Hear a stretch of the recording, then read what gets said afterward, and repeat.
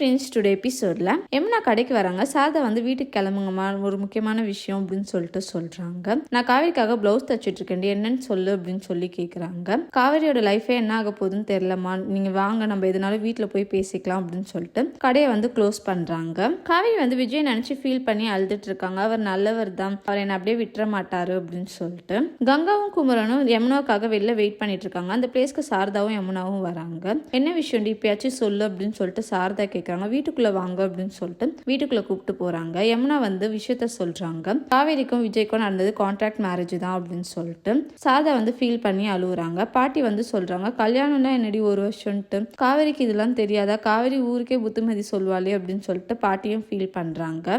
காவேரி வந்து ஃபீல் பண்ணி அழுதுட்டு இருக்காங்க. விஜய் வந்து காவேரி என்ன பண்ணிட்டு இருப்பான்னு தெரியலையே, சரி காவேரிக்கு ஃபோன் பண்ணுவோன்ட்டு ஃபோன் பண்றாங்க. காவேரி வந்து நார்மலா பேசுறமே ஹலோன்னு சொல்றாங்க. திரும்பவும் ஹலோவா அப்படின்னு சொல்லிட்டு பேக்கிங்லாம் முடிச்சிட்டியா செல்லக்குட்டி அப்படின்னு சொல்லி கேட்குறாங்க. நானே இந்த வீட்டை விட்டு போக போறேன் செல்லக்குட்டியா அப்படின்னு சொல்லிட்டு மனசுக்குள்ள நினைக்கிறாங்க. என்ன சைலண்டா இருக்க, நாங்க வீட்டுக்கு தான் வந்துட்டு இருக்கேன், ட்ரெஸ்லாம் எடுத்துட்டு கீழே வா அப்படின்னு சொல்லிட்டு சொல்றாங்க. காவேரி வந்து விஜயோட பில்லோவை கட்டி அணைச்சு ஃபீல் பண்ணி அழுகுறாங்க.